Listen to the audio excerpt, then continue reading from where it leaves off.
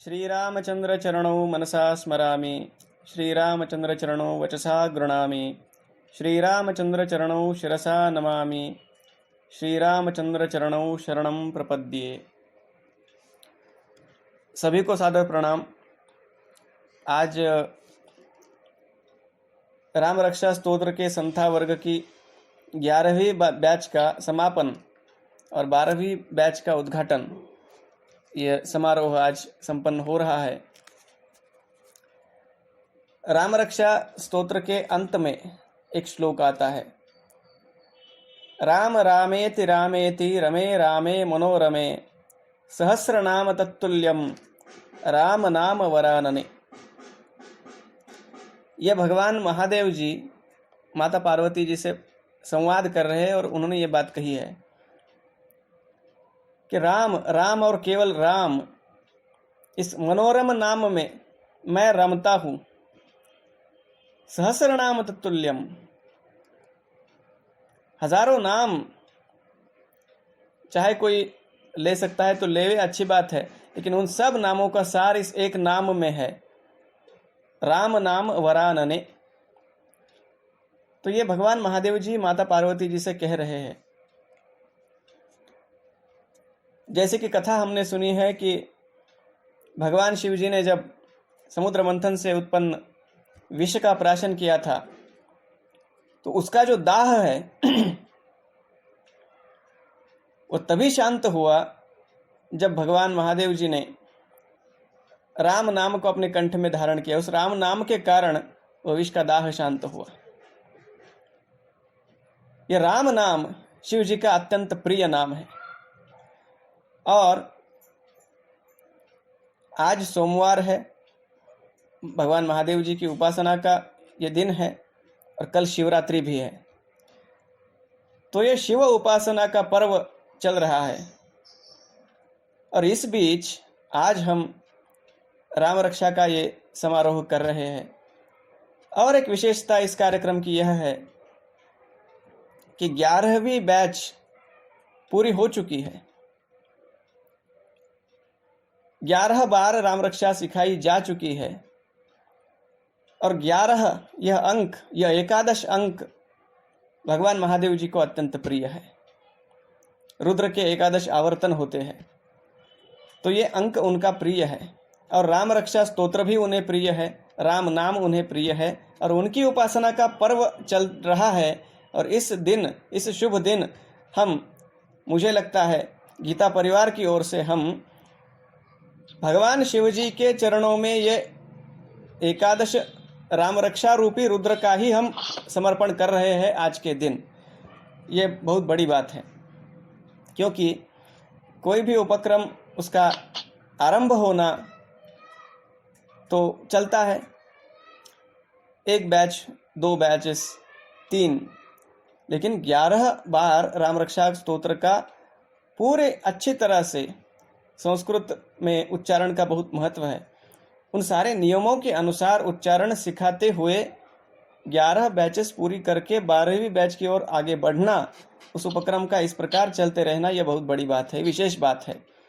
और इसलिए सभी का अभिनंदन करता हूं जो आगे राम रक्षा स्तोत्र की संथा लेने वाले हैं, उन सभी का स्वागत करता हूं। हमारे संतों के हमारे ऊपर कितने उपकार हैं, कितना अच्छा साहित्य जिससे हमारे मन में भगवत भक्ति का संचार हो, इस प्रकार का साहित्य उन्होंने हमें उपलब्ध कराया। उस सभी साहित्य में बड़े बड़े ग्रंथ तो है, अच्छे अच्छे बड़े महाकाव्य है, लेकिन उनमें जो ये छोटे छोटे स्तोत्र है, उनकी एक विशेष भूमिका है। जैसे शिव जी का शिव महिम्न स्तोत्र जो पुष्पदंत द्वारा विरचित है, या आदित्य हृदय स्तोत्र जो रामायण में ही आता है, भगवान राम जी ने सूर्यदेव की जो प्रार्थना की वो स्तोत्र है, या विष्णु सहस्रनाम स्तोत्र जो महाभारत में आता है, भीष्म जी द्वारा विरचित गजेंद्र मोक्ष स्तोत्र है जो भागवत जी में आता है। यार प्राकृत में हम देखें तो हनुमान चालीसा है, संस्कृत में और अधिक देखें तो पूज्यपाद टेम्बे स्वामी महाराज द्वारा विरचित अनेकों स्तोत्र है, घोरकष्टोद्धरण स्तोत्र है, ऐसे अनेकों स्तोत्र हैं। अब काव्य के जो उद्देश्य बताए जाते हैं, एक ग्रंथ है संस्कृत में, काव्य प्रकाश ऐसा उसका नाम है। उसमें काव्य के उद्देश्य, क्यों काव्य की रचना की जाती है, तो जो उस ग्रंथ के रचयिता है मम्मट, उन्होंने कहा काव्यम यशसेर्थ कृते व्यवहार विदे शिवेतरक्षतये सद्यः परनिर्वृतये कांता संमित तयोपदेश युजे। 6 उद्देश्य बताए, पूरा अधिक विस्तार हम नहीं करेंगे। उनमें एक उद्देश्य उन्होंने ये कहा शिवेतरक्षतये। इसका अर्थ क्या है? शिवेतर जो अकल्याण है, जो अशुभ है, जो संकट है, जो आपदाएं हैं, क्षतये उनके विनाश के लिए, संकट नाशन के लिए, जो भी अमंगल हमारे जीवन में आया हो या आने वाला हो उसका निवारण, यह काव्य का एक उद्देश्य ग्रंथकार ने कहा है। और मुझे लगता है यह इसी उद्देश्य से इन स्तोत्रों का निर्माण हुआ। आदित्य हृदय स्तोत्र है, उससे रोग विनाशन के लिए वह प्रसिद्ध है। विष्णु सहस्रनाम स्तोत्र, गजेंद्र मोक्ष स्तोत्र संकट नाशन के लिए है। उसी प्रकार हमारे शरीर की एवं मन की रोगों से, विकारों से, संकटों से रक्षा करने के लिए जो अत्यधिक लोकप्रिय भी है और बड़ा सुंदर, जिसकी जो शैली है काव्य के रूप में देखा जाए तो वह भी बड़ी गेय है, ऐसा स्तोत्र यह राम रक्षा स्तोत्र है। शिवेत रक्षते, अकल्याण से जो रक्षा करे। और स्तोत्र का और एक गुण है सद्यः पर निर्वृतये, ये जो उद्देश्य बताया गया, जिस स्थान पर जब हम उस स्तोत्र का, उसका गान करेंगे वहीं पर अब संकट निरसन यह तो होगा, रोगों का विनाशन यह तो होगा, लेकिन जैसे ही हम उसका पठन करेंगे उसी क्षण हमें परमानंद की प्राप्ति होती है। परनिर्वृतये, पर निर्वृति, निर्वृति का अर्थ है आनंद, अत्यधिक आनंद की अनुभूति होना। तो एक तो संकटों का निवारण भी होता है, और दूसरी बात जब हम पढ़ते हैं आनंद की प्राप्ति, मन को शांति मिलती है। यह संस्कृत शब्दों का ही महत्व है। संस्कृत शब्दों में एक शक्ति होती है, उनका उच्चारण अगर ढंग से किया जाए तो हम उसका अनुभव ले सकते हैं। और ये कितनी बड़ी बात है कि इतनी सुलभता से इस ऑनलाइन माध्यम से इस उच्चारण को हम सीख पा रहे हैं। अभी जो बात हुई, हमने सुना कि स्तोत्र में एक प्रकार की मंत्रमयता है। ये मंत्र है, और मंत्र की जो व्याख्या की गई है, मननात् त्रायते इति मंत्रः, जिसका मनन करने से वह हमें तारता है, हमारी रक्षा करता है, उसे मंत्र कहा जाता है। तो मनन किस प्रकार हो? अब ऐसे भी बहुत सारे मंत्र हैं वेदों में जिनका कोई वैसे या हम जिसे शाबरी मंत्र वगैरह बोलते हैं, जिसका वैसे कोई व्याकरण दृष्टया मतलब नहीं होता।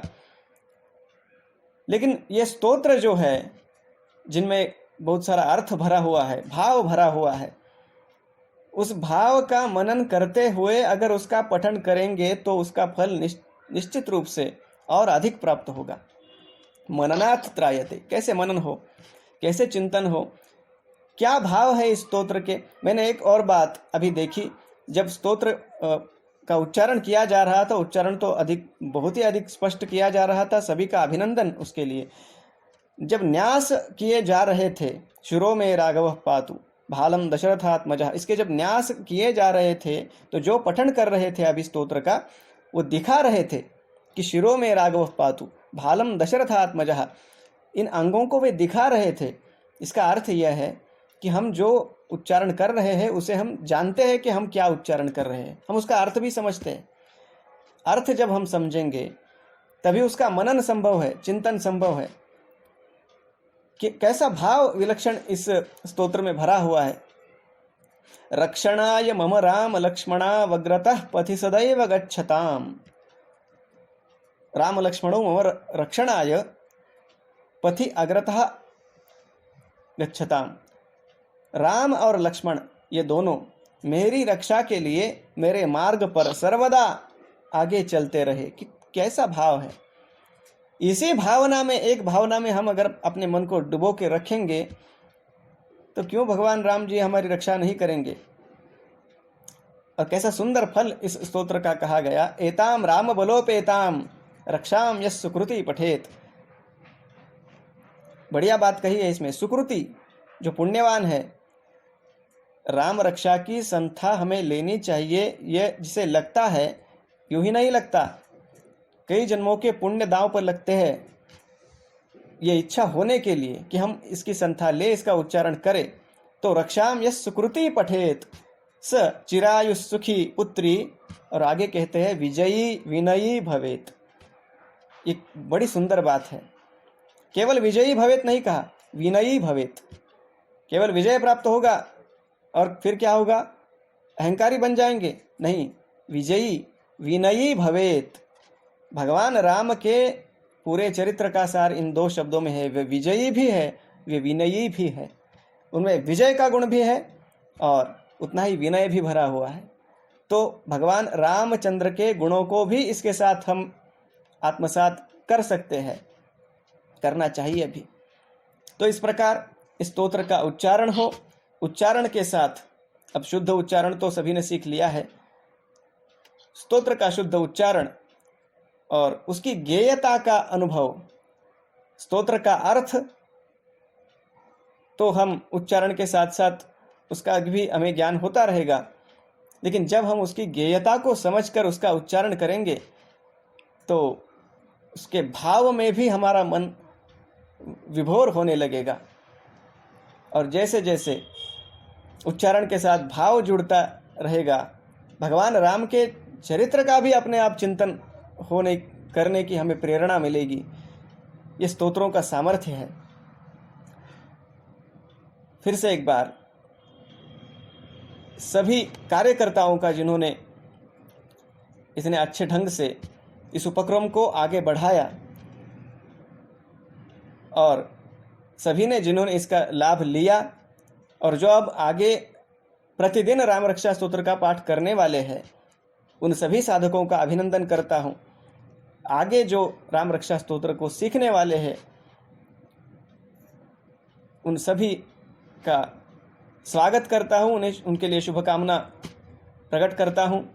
और इस निमित्त से आज भगवान श्री राम जी के बारे में, राम रक्षा स्तोत्र के बारे में कुछ मनोगत व्यक्त करने का जो ये अवसर प्राप्त हुआ, उसके लिए भी मैं कृतकृत्य हूँ। सभी को सादर प्रणाम करते हुए अपनी वाणी को विराम देता हूँ। जय श्री राम, जय श्री कृष्ण।